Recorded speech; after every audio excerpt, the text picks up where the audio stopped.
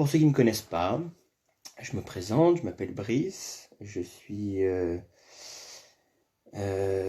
actuellement président du chapitre Alpha des Made in Heaven et aussi à côté je suis rescapé de l'inceste. Donc qu'est-ce que c'est rescapé de l'inceste? C'est avoir été victime d'une personne incestueuse et avoir réussi à faire avec et avoir survécu parce que beaucoup se laissent partir et ne vont pas jusqu'au bout. Donc voilà, je voulais vous apporter mon témoignage, et puis après je vous laisse un petit peu de temps si vous voulez poser des questions, tout ça. Donc en premier temps, donc j'ai été victime d'inceste. Entre 5 et 10 ans, j'avais un oncle qui était accessoirement mon parrain, et qui, à défaut de m'apprendre la vie religieuse, a su me tripoter dans tous les sens quand j'étais petit. Et donc voilà, entre 5 et 10 ans, c'est une chose qui... On voit pas le problème à cet âge-là. C'est pas un souci. Enfin, à part que c'est désagréable, que c'est des moments gênants, on comprend pas le problème. Et, euh, et du coup, c'est ce qui fait tout l'intérêt de ces personnes-là, c'est qu'ils peuvent en profiter. L'enfant ne voit pas où est le problème. À moins d'avoir un adulte qui va venir creuser et qui trouvera le problème. Non, le problème, il se présente plus tard, quand la puberté arrive et que on découvre à quoi servent ces parties du corps, qu'on découvre que c'est pas fait pour ça, que c'est pas fait pour le plaisir des autres, c'est pour soi. Et surtout, ça doit pas être imposé. Et du coup, voilà, avec la puberté, on a un autre regard sur le corps. Et on commence à avoir surtout honte. Honte de son corps, honte de s'être laissé faire, honte de n'avoir rien dit à personne, honte de n'avoir rien fait. Et devant cette honte de soi, on cherche un moyen de défense. On cherche un moyen de défense pour se cacher cette honte. Et moi, ce moyen de défense, personnellement, je l'ai trouvé... je me suis réfugié dans la drogue quand j'étais plus jeune. J'ai commencé à 12 ans avec un pétard, comme tout le monde. Bon, tout le monde ne commence pas à 12 ans. J'ai commencé à 12 ans, à 13 ans, je prenais mes premiers extas, je m'échappais la nuit pour aller en teuf. C'était génial. J'étais très autodestructeur. Avant, j'étais premier de ma classe et de là, j'ai commencé à plonger, à plus rien foutre à l'école. Je volais mes parents, je dealais pour pouvoir me payer mon shit, mes extas, mon speed, etc. Et voilà, ça a été très apocalyptique. Mes parents n'y voyaient rien parce qu'ils étaient en plein divorce, se détestaient l'un l'autre. À mettre ça du coup sur le dos du divorce, c'est facile. Je leur en veux pas pour ça, c'est normal. J'aurais pu leur parler, ils m'auraient sûrement écouté. Mais voilà, à cette époque-là, c'était pas propice pour personne. Et donc voilà, à 16 ans, j'ai fini au poste pour dénoncer pour trafic de drogue. Heureusement, j'étais mineur. Donc j'ai juste écopé d'une désintox forcée et d'un suivi psychiatrique qui a duré 2 ans. En parallèle, j'ai un de mes meilleurs amis qui a fait une overdose. Moi, ça m'a pas mal calmé. Et puis avec la substitution, on arrive à faire avec. Et voilà, j'étais motivé à rester comme ça. J'arrivais à m'en sortir un peu. Suivi par la psy, à qui j'ai jamais parlé de ma petite enfance, parce qu'elle m'a jamais posé de questions sur le sujet, et puis la honte était toujours là, la peur du regard de l'autre, et du coup on a du mal à en parler. Et donc j'ai fait une désintox pendant 2 ans, au bout de 2 ans, la psy m'a jugé stable, donc, donc on a arrêté le traitement, progressivement. Sauf que, comme toute drogue, quand on arrête, il y a les vieux démons qui reviennent. Du coup, j'étais pas bien. Et puis mon tempérament autodestructeur a repris le dessus, et à 18 ans, j'ai plongé dans l'alcool à mort. Je buvais plus que je passais de temps en cours. Donc j'ai foiré mes études supérieures, que j'ai plantées en plein milieu. Bon, ça me plaisait pas, mais bon, c'est pas une bonne excuse, quoi. Donc ça a été encore 2 années longues, difficiles. J'en ai peu de souvenirs parce que voilà, j'ai beaucoup picolé. Et arrivé à 20 ans, j'ai rencontré une femme. Parce qu'il faut savoir qu'avant, c'était... je rencontrais quelqu'un, j'étais avec, dès que je commençais à m'attacher, le côté autodestructeur faisait que je la larguais et puis je passais à autre chose, quoi. Et à 20 ans, j'ai rencontré une femme, celle que j'ai encore aujourd'hui. Et, euh, et c'est quelqu'un à qui j'ai voulu m'accrocher parce qu'il me faisait beaucoup de bien. Donc je me suis accroché. Elle m'a beaucoup écouté. J'avais enfin quelqu'un qui voulait creuser le problème, comprendre le pourquoi du comment, plutôt que de me reprocher sempiternellement ma mauvaise conduite, me dire ah, ce que tu fais c'est pas bien, pourquoi tu fais ça, c'est n'importe quoi. Non, elle a vraiment essayé de m'aider. Et je crois que c'est pour ça que je me suis accroché à elle. Et du coup, elle m'a beaucoup aidé. Petit à petit, j'ai réussi à lui parler. C'est la première personne à qui j'en parlais, j'ai réussi à lui parler de ma petite enfance. Et petit à petit, on a cheminé. Ça a été long, long, très long. Ça a pris 7 ou 8 ans. Et donc, arrivé en 2014, j'ai réussi à en parler à ma mère. Et quand j'en ai parlé à ma mère, elle m'a dit, écoute, on est au courant. Au moins pour ta cousine, parce que elle l'a déjà dénoncé. Et il a reconnu les faits. Mais voilà, il n'y a pas eu de plainte de déposer parce que ça s'est pas fait. Donc moi, je suis tombé de très haut. Parce que je me suis dit que ma mère aurait pu nous en parler en sachant ça, nous poser la question. À moi, j'ai ma sœur, j'ai des cousins, cousines, etc. Leur poser la question, est-ce que vous avez connu ce problème? Est-ce que... Et non, non. Donc moi, je lui ai parlé que je voulais porter plainte. Parce que je pensais que c'était indispensable pour protéger d'autres enfants de cet homme-là. Et puis aussi, moi, avancer. Parce que je pense que tant qu'on porte ça, qu'on a gardé ça sur le dos et qu'on n'a rien fait pour que ça s'arrête, on a un sentiment de culpabilité après. Parce que on se dit s'il y a quelqu'un d'autre qui le subit et moi j'aurais rien fait, j'aurais rien empêché et je m'en voudrais toute ma vie.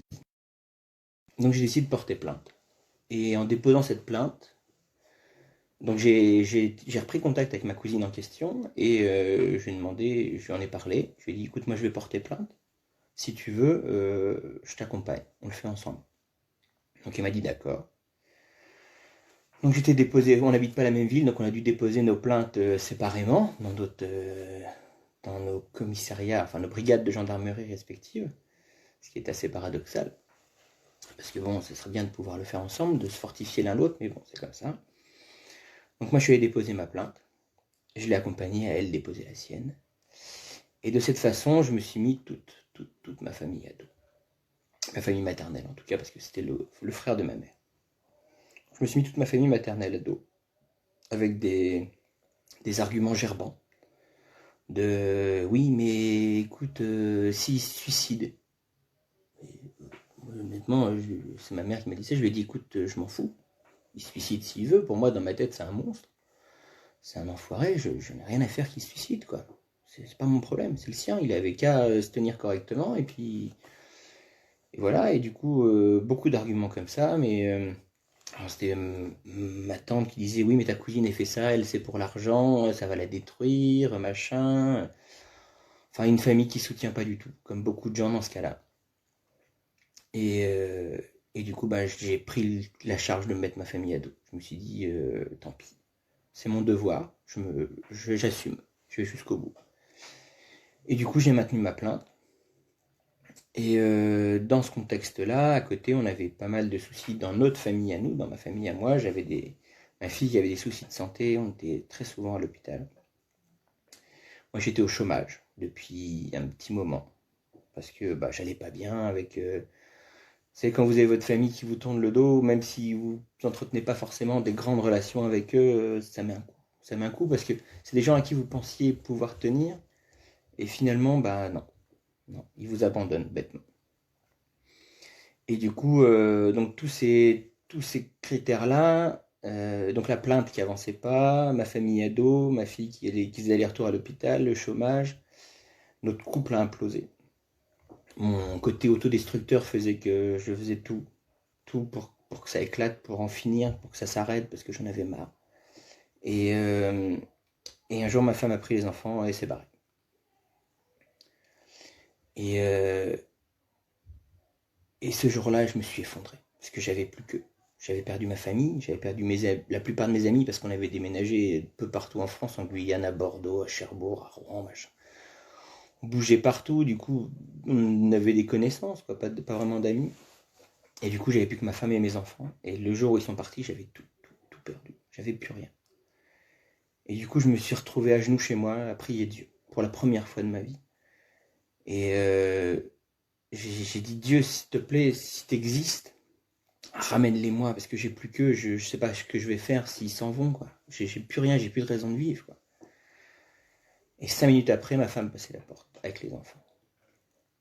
Donc à cette époque-là, j'étais absolument pas chrétien. Je me suis dit, c'est le hasard. Enfin, j'ai pas refait le lien, quoi. Je me suis dit, c'est le hasard, c'est rien. Ils sont rentrés, c'est bien. Maintenant, il faut que je me calme, il faut qu'on y aille de l'avant et fais pas de conneries parce que sans eux, t'es rien. Et là, j'ai compris que j'avais quelque chose d'ailleurs. Parce que on a passé beaucoup de temps à s'autodétruire, on se dit qu'on n'a rien, on n'a rien à perdre. Bah si, j'avais ma famille à perdre. Et j'en ai pris conscience ce jour-là. Donc on reconstruit notre couple, petit à petit, tranquillement. On a un quatrième enfant.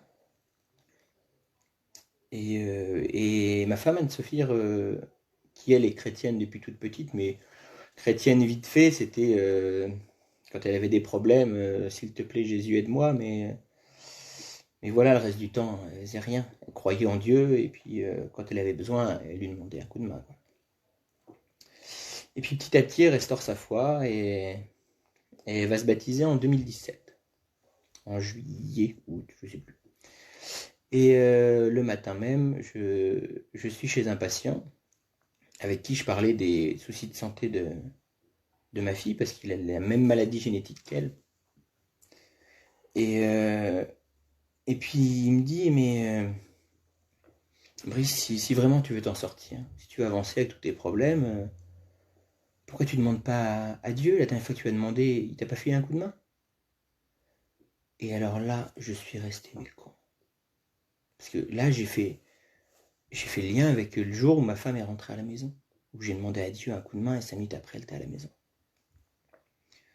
Et je suis resté très con. Et le jour du baptême de ma femme, le jour où j'allais rentrer dans cette église que je connaissais absolument pas, qui ressemble pas à une église catholique comme on a l'habitude de les voir, et, euh, et je suis entré dans cette église et j'ai compris que Dieu me voulait là. Que Dieu me voulait là, il me faisait comprendre que c'était là ma place. Et du coup, je me dis que bon, ça coûte rien d'essayer de croire. Mais bon, j'avais déjà pris une bonne claque quand même. Et en octobre, donc quelques mois après, toujours pas de nouvelles de ma plainte qui a été déposée il y a maintenant 3 ans. Et un soir, je prie Dieu et je lui dis, écoute, j'en peux plus là, faut que ça avance cette histoire. J'en peux plus, c'est un poids que je traîne, je veux me débarrasser de ce boulet et je veux avancer. Et le lendemain matin, j'ai la gendarmerie de Sérance, donc à côté de, non, de Gavray, qui m'appelle, qui est la gendarmerie qui prend en charge le dossier, qui m'appelle pour dire que voilà, l'enquête est terminée et qu'il y aura un procès en mars 2018. Et là, je me suis dit, on voit le bout. On voit le bout du tunnel. On voit le bout de tous ces problèmes. Et, euh, et là, je suis passé de cette espèce de haine que je traînais depuis des années, qui s'était amplifiée avec la famille qui m'avait tourné le dos, avec toutes ces histoires. Je sais pas, j'ai été apaisé d'un coup. Et j'avais plus que de la rancœur. Je les détestais plus. Je me disais, ça vaut pas le coup de les détester. Ils valent pas le coup de se bouffer pour ça. Mais mon oncle, j'en avais encore une bonne couche pour lui. Je le détestais beaucoup. On arrive en mars, on arrive au procès. Le procès est terrible. Parce que, enfin, j'y arrive serein. J'ai prié toute la nuit avant. Parce que j'ai pas dormi de la nuit, forcément. Donc j'ai passé ma nuit à prier. Et j'arrive au procès. Assez serein. Mais le procès est difficile. Déjà en arrivant, je m'entretiens avec mon avocate parce que mon oncle reconnaissait les faits, mais pas pour moi.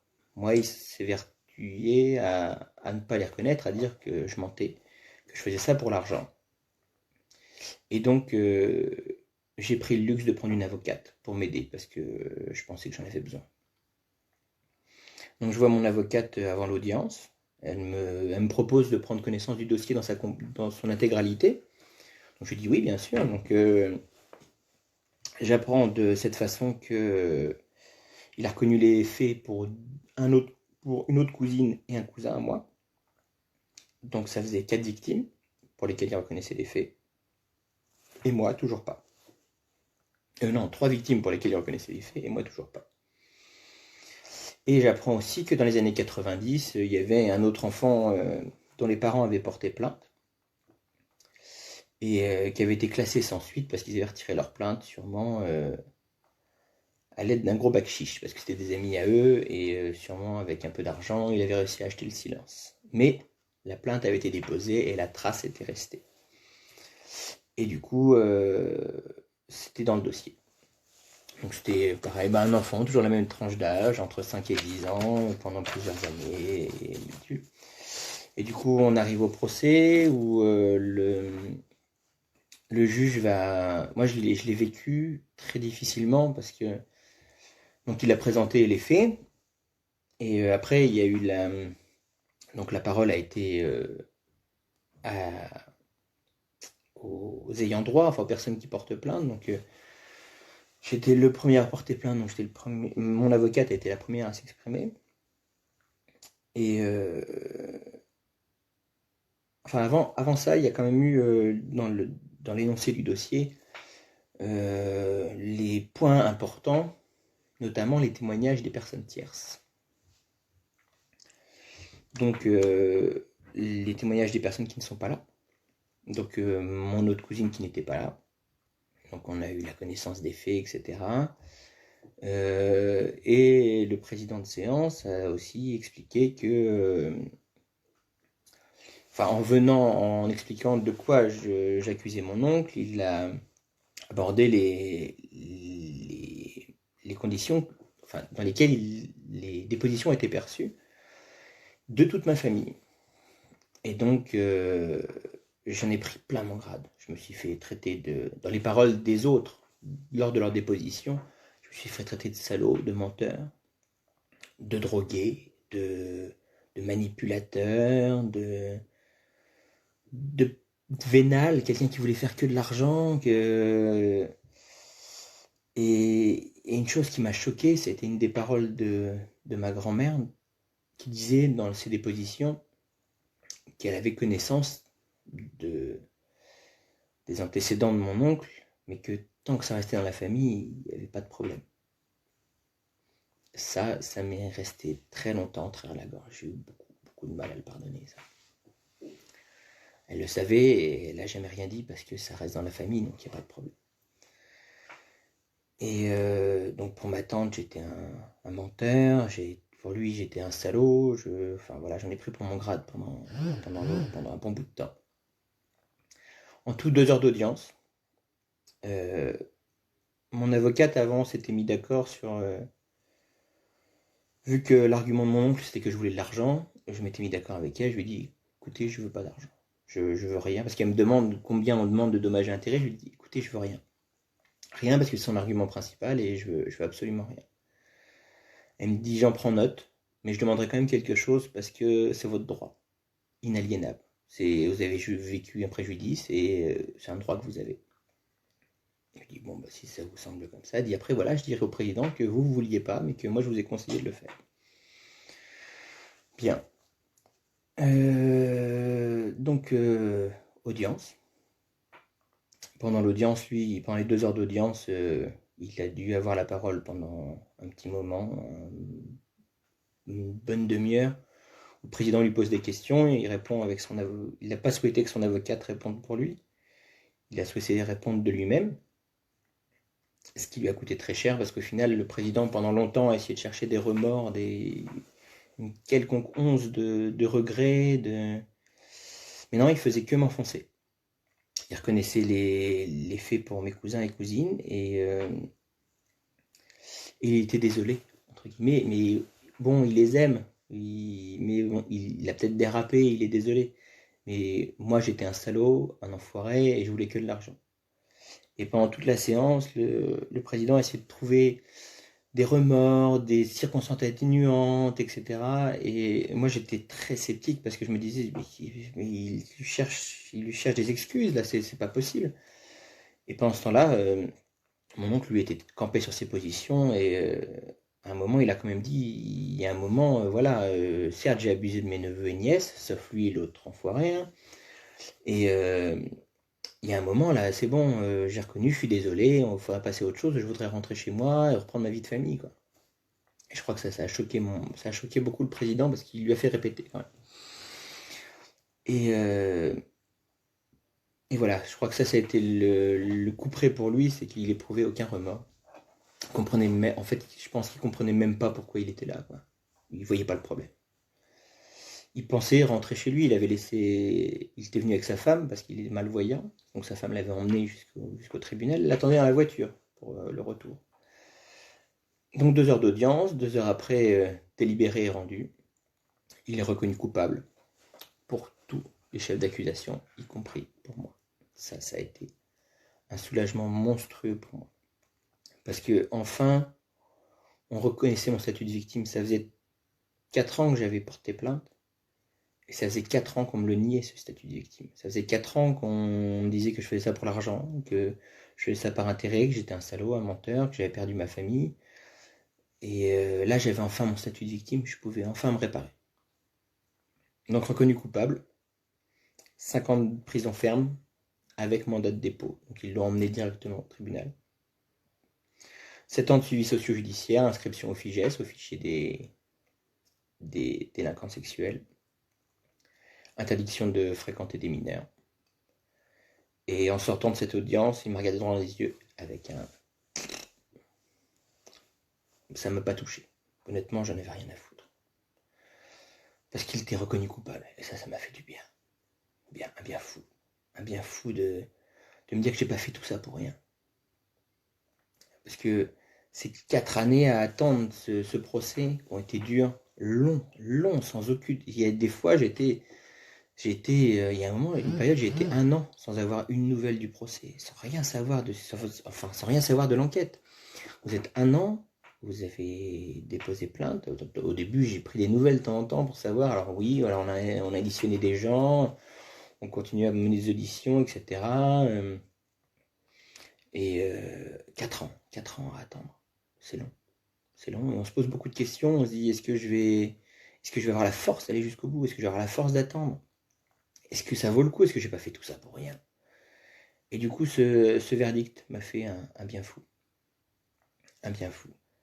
Donc on est rentré à la maison et j'ai lancé un projet, j'ai monté une association parce que je vous disais, ces 4 ans-là ont été vides. Et j'ai monté le réseau normand de soutien aux victimes d'abus sexuels pour justement proposer, parce que ça n'existait pas en Normandie, proposer aux gens de l'écoute, du dialogue, du soutien. Pour l'instant, et j'en suis content, l'association n'a pas trop servi. Elle a servi à des amis proches qui m'ont posé des questions parce qu'ils connaissaient mon vécu. Et du coup, je me suis servi des ressources que j'ai acquis dans l'exercice de cette association pour les aider. Mais l'association en elle-même n'a pas servi. Et j'en suis content, dans un sens. Alors, est-ce que c'est parce qu'on ne la connaît pas assez? Ou est-ce que c'est parce qu'il n'y a pas besoin? J'ose espérer que c'est parce qu'il n'y a pas besoin. Et c'est très bien. Parce que ça veut dire qu'il y a des gens qui ont peut-être fait le pas et qui sont entourés dans leur démarche. Et ça, c'est très bien pour eux. Donc en même temps, je fais mon... Donc, j'ai eu l'argent dans ce procès, j'ai eu un petit dommage et intérêt avec lequel j'ai réalisé un rêve d'enfant, j'ai acheté ma première moto. Une vieille Kawasaki. Je l'ai toujours. Donc j'ai acheté ma première moto. Et, et ça me tenait à cœur. Ça me tenait à cœur. C'était un rêve d'enfant. Je me suis dit, il m'a détruit mon enfance, donc avec cet argent, je réaliserai un rêve d'enfant. Donc j'ai acheté ma première moto. Et du coup, quelques jours après, donc en même temps, j'ai un peu grandi dans la foi. Je me suis un peu élevé, comme on dit. Et j'ai avancé. Et un soir, je demande à Dieu de me dire ce qu'il attend de moi. Parce que j'ai monté mon assos. Je pensais que c'était là que je pourrais faire quelque chose et que ça avance. Enfin, je faisais rien avec. Donc j'ai dit à Dieu, donne-moi un truc à faire pour te servir. J'ai envie de te servir. Et ce soir-là, j'ai fait un rêve. J'étais dans le noir, avec une petite bougie à la main. Mais le noir complet, les ténèbres. J'étais avec ma petite bougie à la main, et puis j'entendais des pas qui marchaient vers moi. Et petit à petit, je voyais des gens arriver dans ma lumière, des gens que je connaissais, que j'ai connus parce que mon père est motard, et que j'ai connus par ses fréquentations à lui de la moto, que des amis à lui, des enfants d'amis à lui, qui venaient me voir et qui me disaient Brice, aide-moi. Brice, aide-moi. Et puis ils étaient tous avec des motos, et puis ils étaient là, et puis.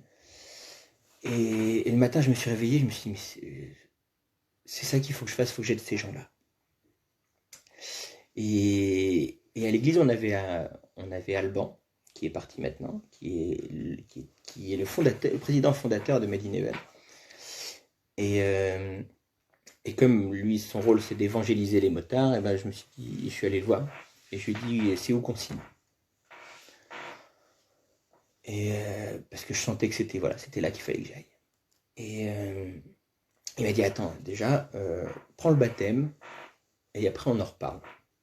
Parce que oui, certes, j'étais baptisé à l'église catholique, mais bon, voilà, c'est mes parents qui m'ont fait baptiser pour faire plaisir à mamie. Et au final, voilà, il n'y a pas d'engagement, quoi. Donc, comme m'avait dit Alban, il fait monte ton engagement auprès de Jésus, et puis après, on en reparle. Du coup, en même temps, en parallèle, j'avais commencé à envisager le baptême avec Joseph, notre pasteur, donc j'avais déjà une date, le 1er juillet, je me faisais baptiser. Je prenais le baptême. Donc le 1er juillet, je prends le baptême. Et le 1er juillet, je rends mes papiers d'adhésion à Made in Heaven à Alban. Et je me retrouve là, dans un club de motards, après chez Jésus, alors que 2 ans avant, je prêchais plutôt ni Dieu ni maître. Donc c'est comme une grosse marche, mine de rien. Et là, avec le temps, avec la foi, j'ai avancé intérieurement. Et après, c'est peut-être le temps qui a fait ça aussi. Mais la rancœur, petit à petit, s'est effacée.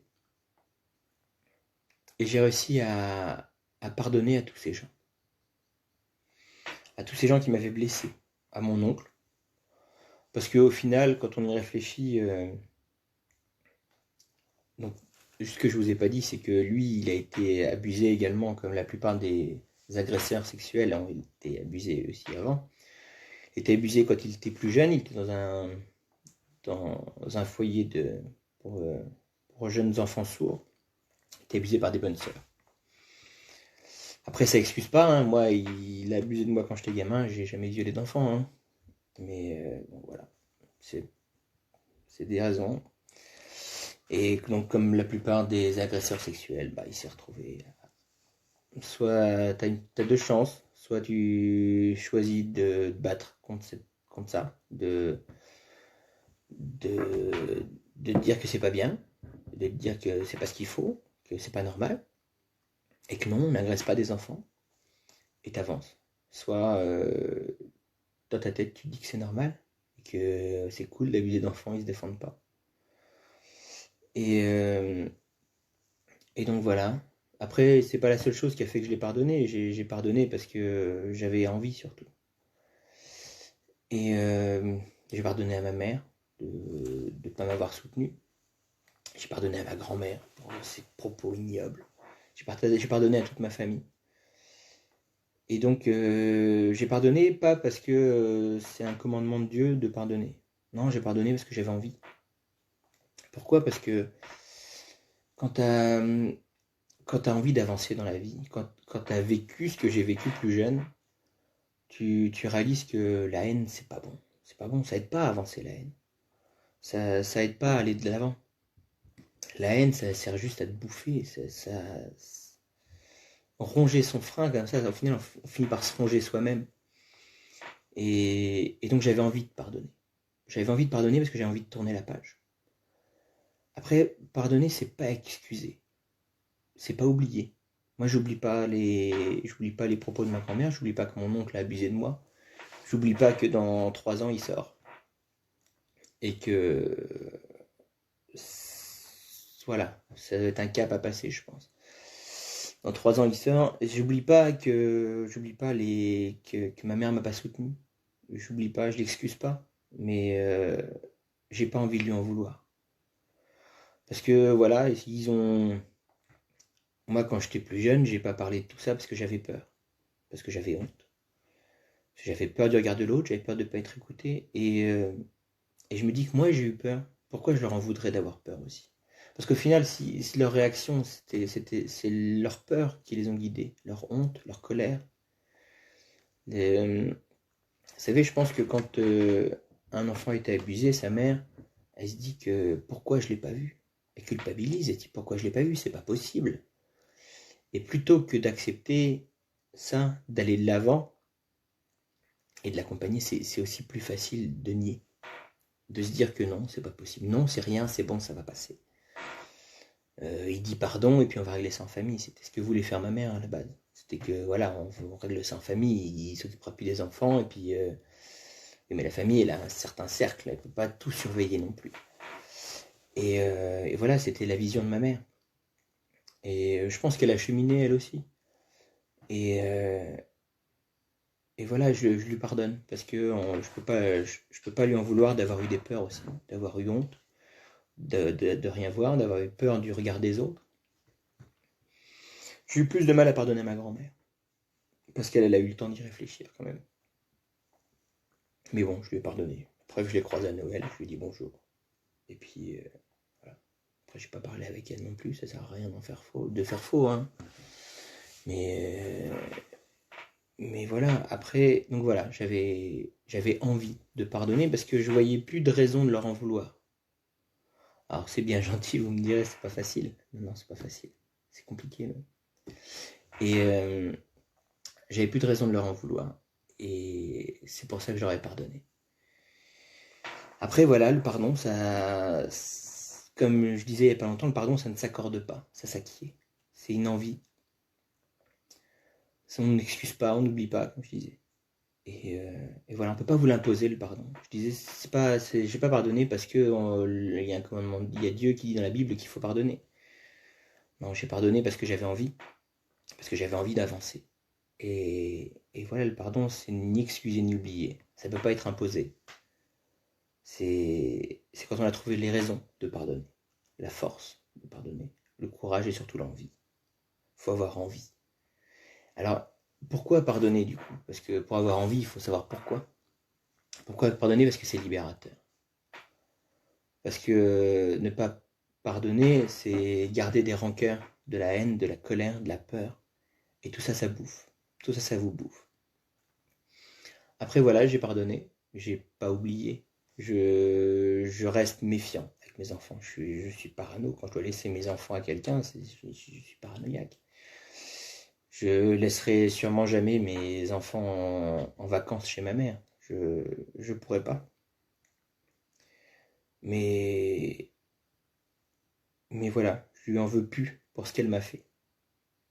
J'ai pas forcément confiance pour ce qu'elle pourrait faire, mais je lui en veux plus pour ce qu'elle m'a fait. Ou pas fait, justement. Et du coup, voilà, je pense que c'est important. C'est important. C'est ce que je voulais partager avec vous.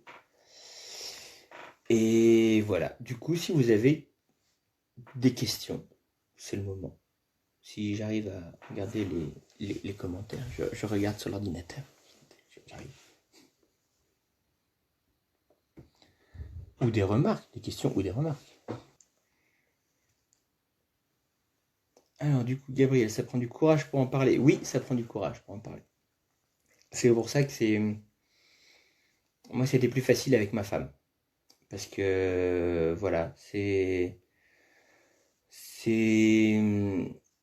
Faut avoir une relation de confiance. Et au final, ça vient tout seul. Moi, c'est elle qui allait chercher, hein, parce que je suis pas quelqu'un qui s'ouvre comme ça. La preuve, quand je suis au téléphone, même avec mon père, ça dure 3 heures. Parce que on sait pas quoi se dire, on est tellement bavard. Et du coup, avec ma femme, c'était plus facile. C'est elle qui est venue titiller les trucs. Du coup, ça passe mieux. Mais c'est important de parler. Déjà parce que le parler, ça fait du bien. Et on peut rencontrer des gens qui ont aussi vécu ça, qui peuvent vous aider à parler, qui peuvent vous aider à avancer. Et, euh, et ça fait du bien d'avancer. Et surtout, un truc sur lequel j'ai pas insisté, c'est que quand on a vécu des choses comme ça, il faut porter plainte. C'est une épreuve de porter plainte. C'est horrible, surtout pour, euh, pour beaucoup de gens où il n'y a pas forcément un bon accueil de la part des forces de l'ordre, par exemple. Et c'est un peu compliqué. Enfin, c'est pas que c'est pas un bon accueil, mais ils n'ont pas forcément les bons outils. Et, euh, et voilà, ça peut être difficile, mais il faut porter plainte parce que, comme vous l'avez entendu, moi, à mon procès, il y a ce petit enfant dont les parents ont porté plainte dans les années 90, qui est venu grossir mon dossier. Et dites-vous que même si c'était il y a longtemps, même si les faits sont prescrits, même si vous avez réussi à avancer, même si c'est loin derrière vous, faut porter plainte parce que ça peut aider quelqu'un. Ça peut aider quelqu'un d'autre. Donc faut pas hésiter ça. Après c'est difficile. Faut C'est aussi possible de trouver une association pour vous aider à ça. À trouver quelqu'un pour vous aider à avancer, vous accompagner et puis et pouvoir aller de l'avant.